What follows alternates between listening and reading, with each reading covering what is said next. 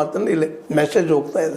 ಸುಮ್ಮನೆ ಟೀಕೆ ಮಾಡೋದು, ಎದ್ದು ತಕ್ಷಣ ಟೀಕೆ ಮಾಡೋದು, ಖಜಾನೆ ಖಾಲಿ ಆಗ್ಯದ, ಮತ್ತೇನೋ ಆಗ್ಯದ, ಅಲ್ಲಿ ಏನೂ ಇಲ್ಲ ಅಂತ ಹೇಳುವಂಥದ್ದು. ಯಾರಿಗಾಗಿ ಖಜಾನೆ ಅದು ಅನ್ನುವಂಥ ದೊಡ್ಡ ಪ್ರಶ್ನೆಗೆ ಇವತ್ತು ಮತದಾರರು ಉತ್ತರ ಕೊಟ್ಟಿದ್ದಾರೆ.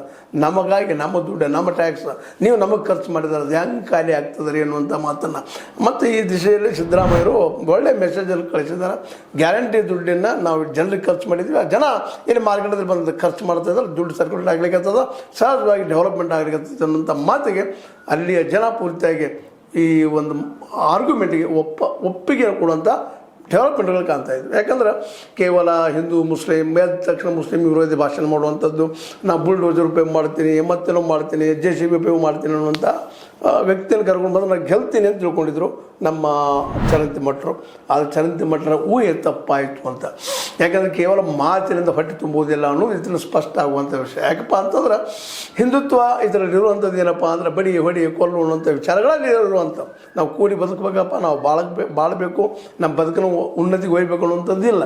ಇವರೊಂದು ಅನ್ನೋದು ಅವರೊಂದು ಅನ್ನೋದು ಮತ್ತು ಯತ್ನಾಳರ ಮಾತಂತೆ ಯಾವಾಗಲೂ ಪ್ರಚೋದನಕಾರಿ ಅನ್ನೋದನ್ನು ಗಮನದಲ್ಲಿಟ್ಕೊಂಡು ಚರಂತಿ ಮಠ ಹೆಜ್ಜೆ ಇಡಬೇಕಾಗಿತ್ತು. ಆದರೆ ಚರಂತಿ ಮಠದಲ್ಲಿ ಒಂದು ಏನೋ ಭರವಸೆ ಇಲ್ಲ, ಹಿಂದುತ್ವದ ನಮಗೆ ಉಪಯೋಗ ಆಗ್ಬೋದು ಅಂತೇಳಿ ಕರ್ನಾಟಕದ ಮಟ್ಟಿಗೆ ವಿಚಾರ ಮಾಡಿದಾಗ, ಕರ್ನಾಟಕ ಅಷ್ಟಲ್ಲ ದಕ್ಷಿಣ ಭಾರತದ ವಿಚಾರದಲ್ಲಿ ನಾವು ಅಭ್ಯಾಸ ಮಾಡಿದಾಗ ಸಹಜವಾಗಿ ಇಲ್ಲಿ ವಿಚಾರ ಶಕ್ತಿ ಮತ್ತು ಅದೇ ಕಾಲಕ್ಕೆ ವೈಜ್ಞಾನಿಕ ತಿಳುವಳಿಕೆ, ಬೌದ್ಧಿಕ ತಿಳುವಳಿಕೆ ಹೆಚ್ಚು ಇರೋದರಿಂದಾಗಿ ಉತ್ತರ ಭಾರತದವ್ರಿಗಿಂತಲೂ ಹೆಚ್ಚಿಗೆ ವಾಸ್ತವವನ್ನು ನಮಗೆ ಉದ್ಯೋಗ ಕೊಡೋರು ಯಾರು, ನಮಗೆ ಹೊಟ್ಟೆ ಹಾಕುವಂಥವ್ರು ಯಾರು, ಏನು ಮಿನಿಮಮ್ ನಮ್ಗೆ ಗ್ಯಾರಂಟಿ ಆದರೂ ಏನು ಕೊಡಬಲ್ಲರು ಅನ್ನುವಂಥ ದಿಶೆಯಲ್ಲಿ ಇವತ್ತು